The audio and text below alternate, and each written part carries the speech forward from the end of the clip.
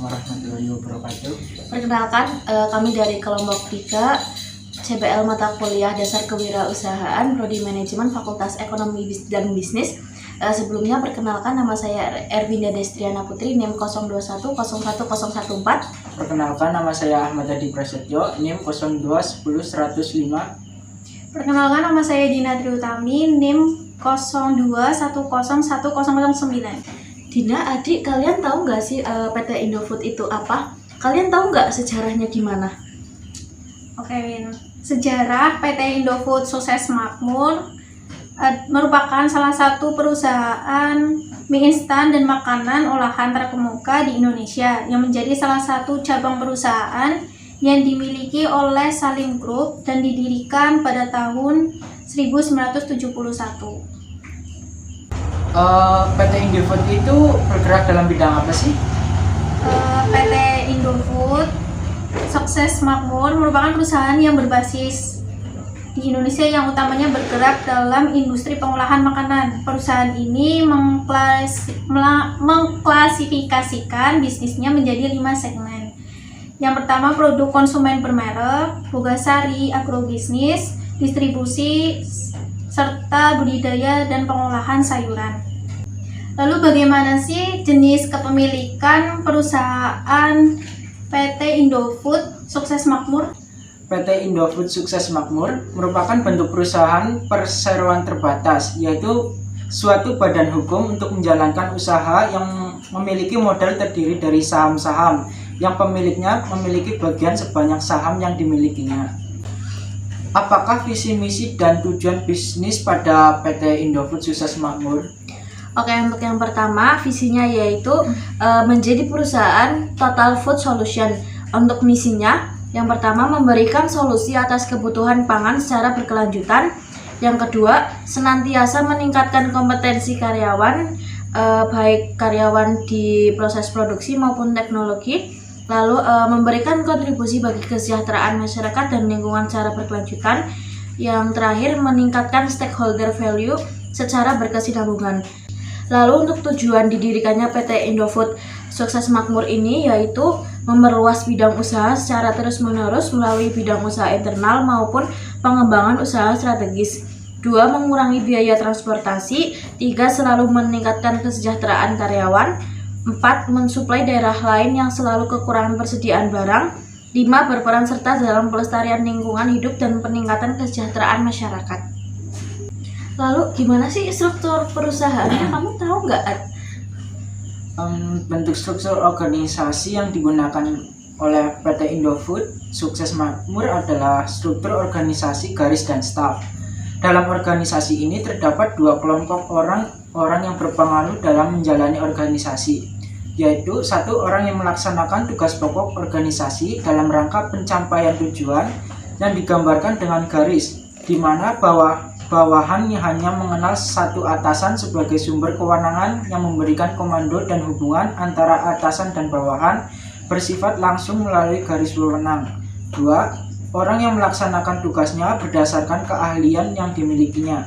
Orang ini berfungsi untuk memberikan saran-saran kepada unit operasional. Karyawan ini disebut staf.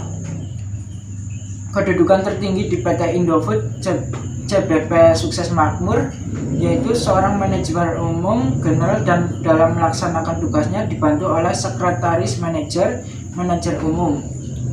Bagaimana sih, Win, PT Indofood Sukses Makmur dalam segmentasi pasar dan target pasar? Oke, untuk segmentasinya terbagi menjadi 3, yaitu ada segmentasi geografis, segmentasi demografis, dan segmentasi psikografis.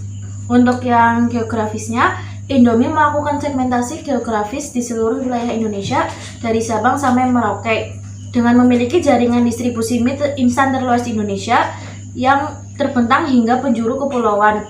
Didukung lebih dari 50 pabrik yang tersebar di berbagai wilayah di Indonesia.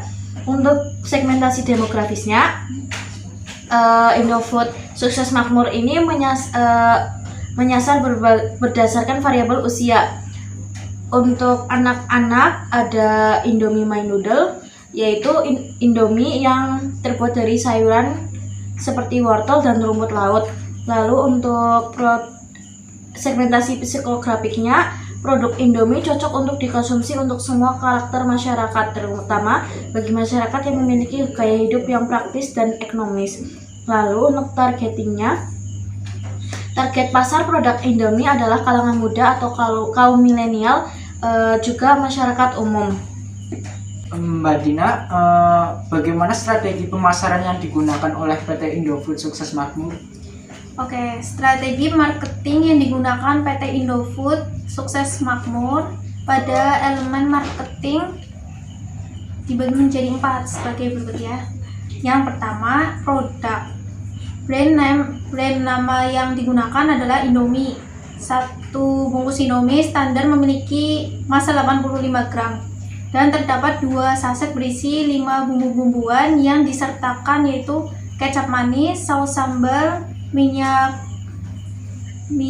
palm, bubuk perasa, dan bawang goreng. Yang kedua, price atau harga. Indomie selain dapat dibeli per bungkus, dapat juga dibeli dengan paket 5 bungkus atau paket 1 kardus yang berisi 30 atau 40 Indomie. Harga Indomie juga sangat murah dan terjangkau bagi semua kalangan masyarakat di Indonesia. Per bungkus Indomie dihargai hanya sekitar Rp2.800. Yang ketiga, tempat atau place. Grup distribusi Indofood memiliki jaringan distribusi terluas di Indonesia, menembus sampai hampir ke setiap sudut kepulauan.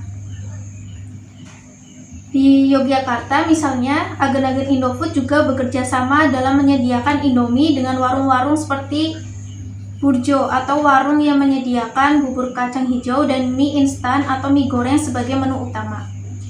Yang keempat, promotion atau promosi. Kegiatan yang meliputi trade promo atau melakukan promosi ke toko-toko dengan memberikan potongan harga. Customer promo atau melakukan demo icip-icip, jualan produk per paket, heboh desa, dan sponsorship menjadi sponsor atau acara atau event-event tertentu. Lalu bagaimana analisis SWOT dari bisnis atau perusahaan PT Indofood Sukses Makmur? Analisis SWOT dalam bisnis perusahaan PT Indofood itu terbagi dari 4, yaitu yang pertama strength, yaitu kekuatan. Kekuatan itu dibagi menjadi 5 bagian, yaitu yang pertama 1. Cita rasa khas Indonesia. 2. Memiliki banyak anak perusahaan. 4. Telah merambah pasar luar negeri. 5. Memiliki divisi R&D internal sehingga tidak membutuhkan R&D eksternal, riset dan pembangunan atau research and development. Yang kedua, weakness, yaitu atau kelemahan, ada 4. Yang pertama, terlalu banyak brand yang dikeluarkan. 2. Permintaan pasar yang belum terpenuhi. 3. Besarnya biaya pemasaran yang digunakan. 4. Ketersediaan bahan baku yang belum mencukupi, khususnya produksi di luar negeri.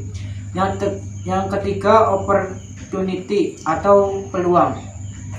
Opportunity dibagi menjadi 5, yaitu yang pertama, pertumbuhan pasar yang terus meningkat, baik di kalangan bawah, menengah, maupun atas. 2. Segmentasi pasar yang tidak terlalu signifikan karena produk yang dihasilkan terus menyesuaikan untuk dikonsumsi pria atau wanita, baik tua maupun muda.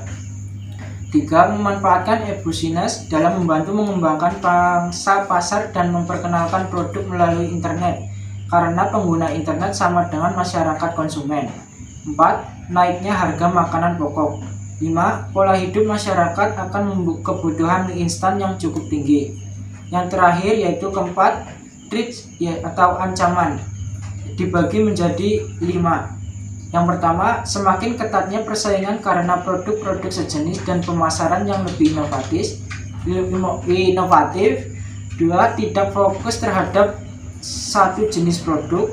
3. Terus dihadapi dengan pesaing-pesaing baru dengan jenis produk yang sama, terkhusus grup bisnis CBP atau Consumer Branded Product. Yang keempat, prasangka dari konsumen tentang kemungkinan adanya MSG berlebih dan zat bahaya lainnya. 5. Adanya substitusi atau barang pengganti untuk mie instan, contohnya roti. Mbak Erwinda, tantangan dan resiko yang pernah dihadapi oleh bisnis perusahaan PT Indofood Sukses Makmur apa? Kalau untuk zaman-zaman sekarang ini, yang pertama itu adanya pandemi COVID ya. Untuk selanjutnya, permintaan konsumen yang belum terpenuhi menjadi tantangan tersendiri bagi PT Indofood. Yang ketiga, harga bahan baku naik. Yang keempat, banyak perusahaan serupa sehingga PT Indofood ini harus melakukan inovasi secara terus-menerus. Lalu untuk resikonya, produk yang dihasilkan dari PT Indofood ini dikhawatirkan dapat membahayakan kesehatan. Sekian dari kelompok 3, semoga apa yang disampaikan dapat bermanfaat. Mohon maaf apabila ada salah kata. Terima kasih. Wassalamualaikum warahmatullahi wabarakatuh. Selamat